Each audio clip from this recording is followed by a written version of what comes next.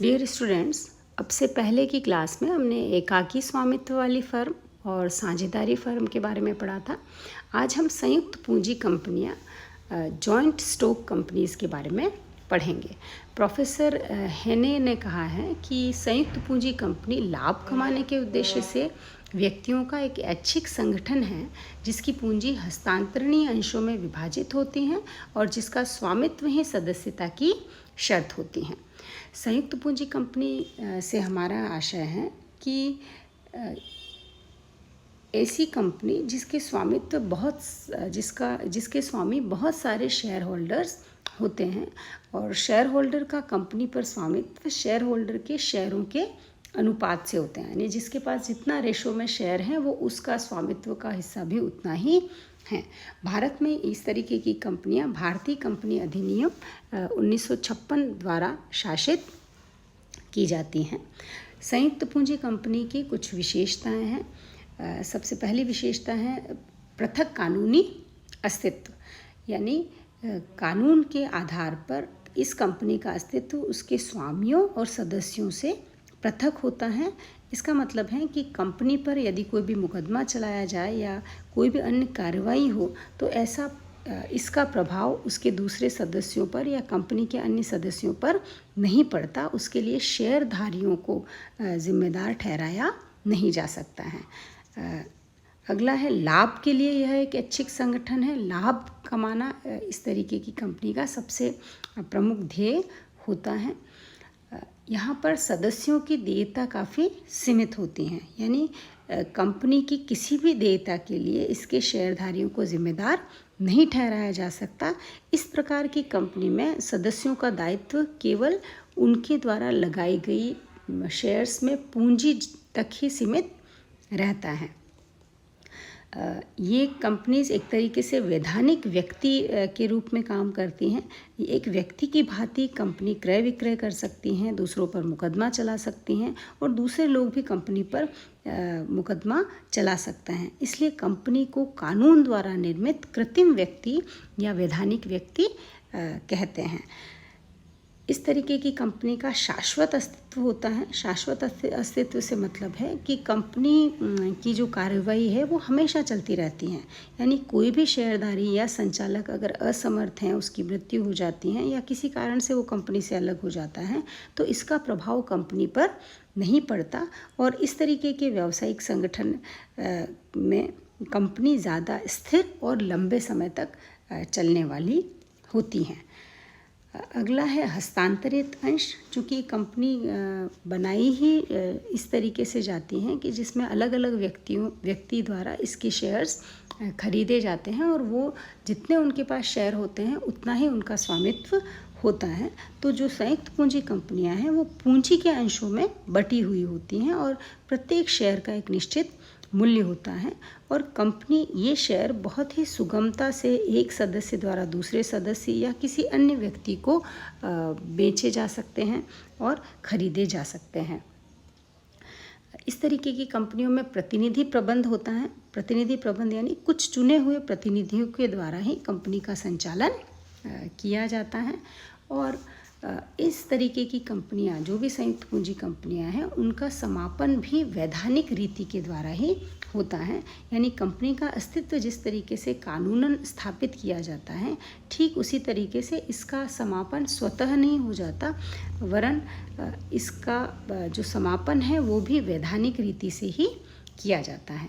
संयुक्त पूंजी कंपनियां दो प्रकार की होती हैं, सार्वजनिक लिमिटेड कंपनी यानी पब्लिक लिमिटेड कंपनी और निजी कंपनी प्राइवेट लिमिटेड कंपनी।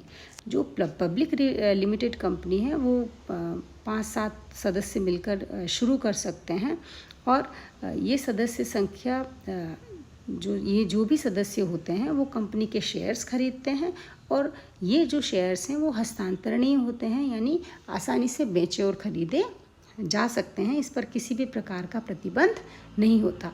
जबकि जो निजी कंपनी होती है उसमें जो भी शेयर्स होते हैं वो या जो भी कंपनी बनाने वाले होते हैं वो निजी व्यक्ति, कुछ मित्र या संबंधी, यानी बहुत कम लोग, कुछ लोग मिलकर ही निजी कंपनी बनाते हैं और सामान्यतः वो कंपनी इसके शेयर्स के हस्तांतरण पर कंट्रोल रखती हैं, नियंत्रण रखती हैं और इस तरीके से कंपनी प्रतिबंध लगा देती हैं जिससे इसके अंश हस्तांतरित करना संभव नहीं होता है।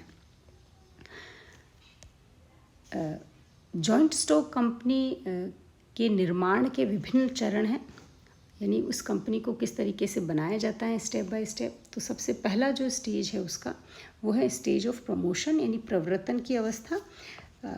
प्रवर्तन की अवस्था का मतलब होता है कि कोई भी व्यावसायिक उद्यम अगर बनाना है, उसको संगठित करना है, तो उसमें सबसे पहले व्यावसायिक उद्यम को बनाने के लिए जो भी प्रक्रिया की जाती है उसको ही हम उसके प्रमोशन की प्रक्रिया कहते हैं।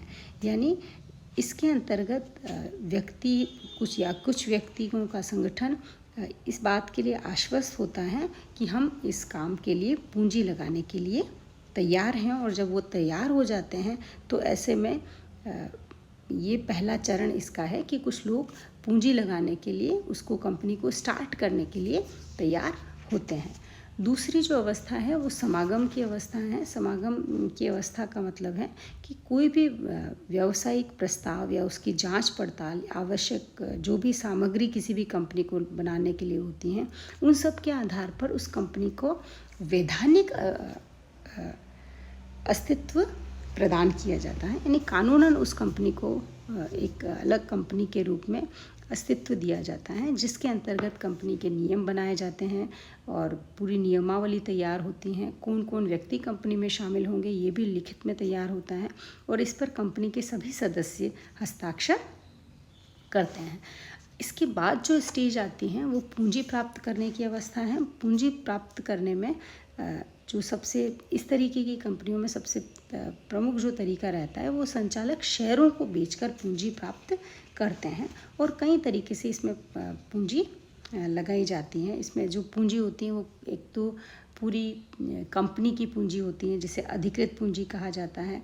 फिर इसका कुछ हिस्सा जो जनता से इकट्ठा किया जाता है उसको निर्गमित पूंजी, जितनी भी अधिकृत पूंजी का एक हिस्सा जिसको वास्तव में जनता से शेयर्स बेचकर इकट्ठा किया जाता है, और इस तरीके से व्यवसाय शुरू किया जाता है, पूंजी प्राप्त की जाती है।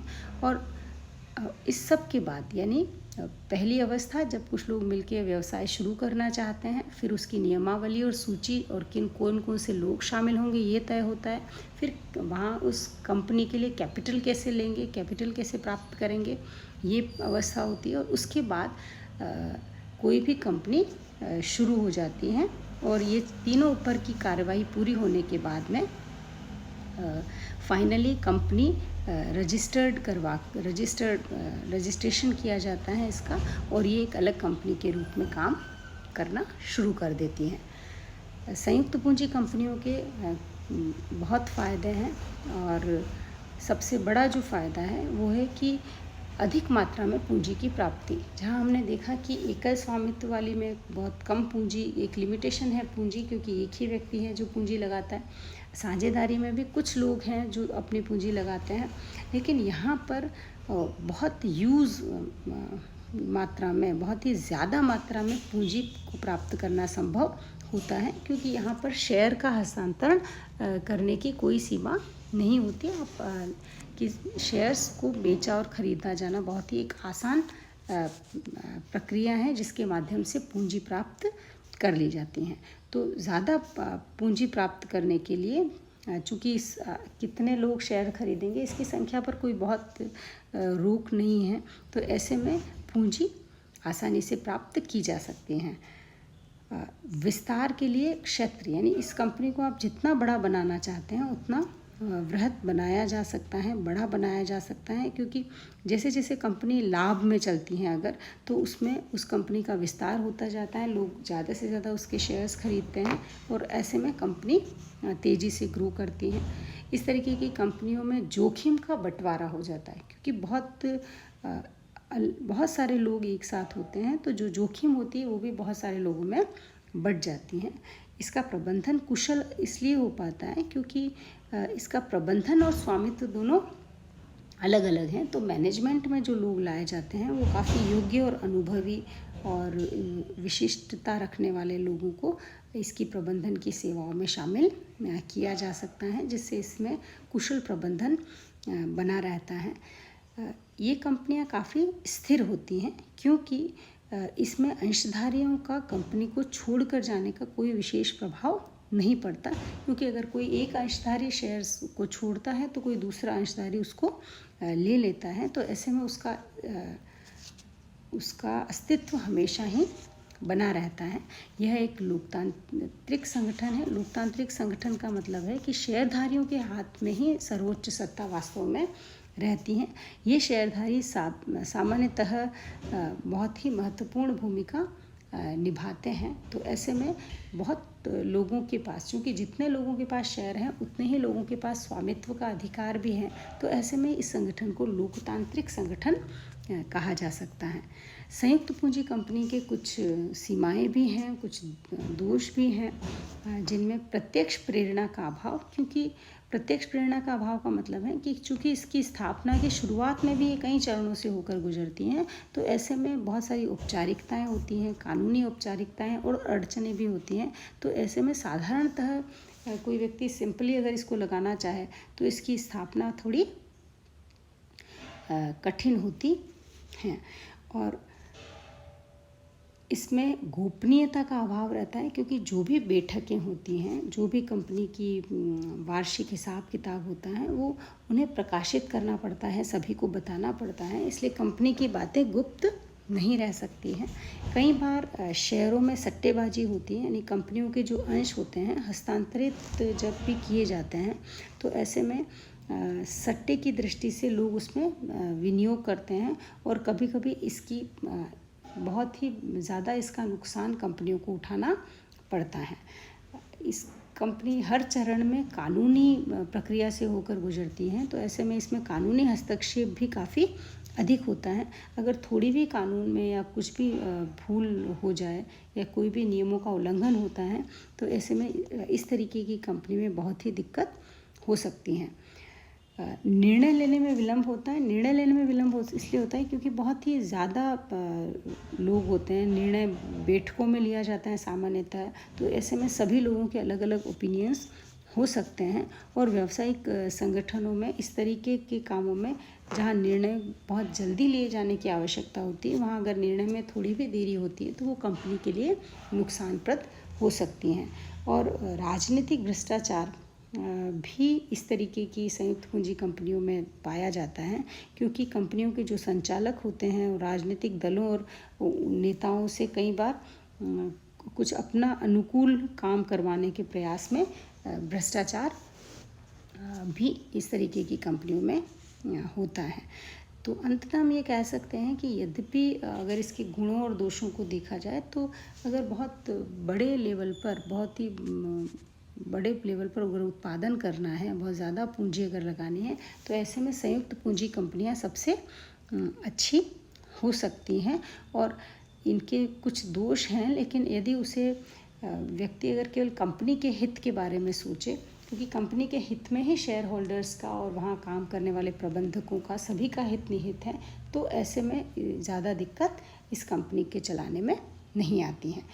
यदि नियमों की अच्छी व्यवस्था हो और कुशल नियंत्रण और देखरेख में अगर संयुक्त पूंजी कंपनियां काम करें, तो ऐसे में ज़्यादा से ज़्यादा लाभ प्राप्त किए जा सकते हैं, ऐसा प्रोफेसर गैल्ब्रेथ का कहना है।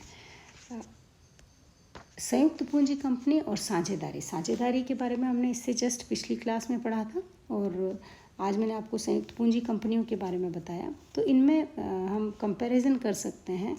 संयुक्त पूंजी कंपनी और साझेदारी बहुत ही अलग अलग हैं दोनों ही, तो सब कुछ चीज़ों को लेकर इसमें अंतर है। देनदारी को लेकर यहाँ जहाँ संयुक्त पूंजी कंपनियों में देयताएँ काफ़ी सीमित होती हैं, क्योंकि बहुत ज़्यादा शेयर होल्डर्स उसके होते हैं, तो उनकी दायित्व भी क्या होते हैं, बढ़ जाते हैं, और केवल जो भी शेयर होल्डर होता है उसका केवल लाभ और हानि पर ही कंट्रोल रहता है, या उसी का वो भागीदार रहता है। जबकि जो साझेदारी है उसमें देयता असीमित होती हैं। काम के पैमाने को लेकर भी अंतर है, क्योंकि संयुक्त पूंजी कंपनियों के व्यवसाय का पैमाना बहुत बड़ा होता है, जबकि जो साझेदारी है उसमें व्यवसाय का पैमाना बहुत छोटा होता है। प्रबंध में जो संयुक्त पूंजी कंपनियां हैं उसका प्रबंधन वेतनभोगी कर्मचारी करते हैं, जो बहुत योग्य और कुशल हो सकते हैं, लेकिन साझेदारी में जो प्रबंध होता है वो साझेदार जो होते हैं कंपनी के या फर्म के वही करते हैं। कानूनी हैसियत से जो संयुक्त पूंजी कंपनियां हैं इसको ज़्यादा कानूनी दाव पेचों से होकर गुजरना पड़ता है, और जबकि जो साझेदारी है उसमें उसकी तुलना में कानूनी जो होता है स्ट्रक्चर या कानूनी तरीके से काम करने की जो हैसियत अस्तित्व होता है वो काफ़ी कम होता है या नहीं होता है एक तरीके से। स्वामित्व की अगर हम बात करें तो कंपनी में केवल नाम मात्र के स्वामित्व होते हैं, जो शेयर होल्डर्स होते हैं वो संयुक्त पूंजी कंपनी में केवल नाम मात्र के स्वामित्व होते हैं और सारा काम संचालक करते हैं, जबकि साझेदारी में प्रत्येक व्यक्ति जो साझेदार होता है वही उस कंपनी का वास्तविक मालिक होता है और वो उस तरीके से काम करता है, पूरी कंपनी में इन्वॉल्वमेंट से काम करता है। और कार्यकाल यानी संयुक्त पूंजी कंपनियां लंबे समय तक काम करती हैं, जबकि साझेदार में अगर एक भी साझेदार या कुछ साझेदार असमर्थ हैं तो उसकी साझेदारी भंग हो जाती है। और वित्तीय साधन डेफिनेटली संयुक्त पूंजी कंपनियों के पास बहुत सारे वित्तीय साधन होते हैं, क्योंकि वो बहुत सारे शेयर्स को बेचकर बाज़ार से पूंजी कलेक्ट कर सकता है, लेकिन साझेदारी में जितने साझेदार हैं केवल वही पूंजी लगाने के अधिकारी होते हैं। Thank you.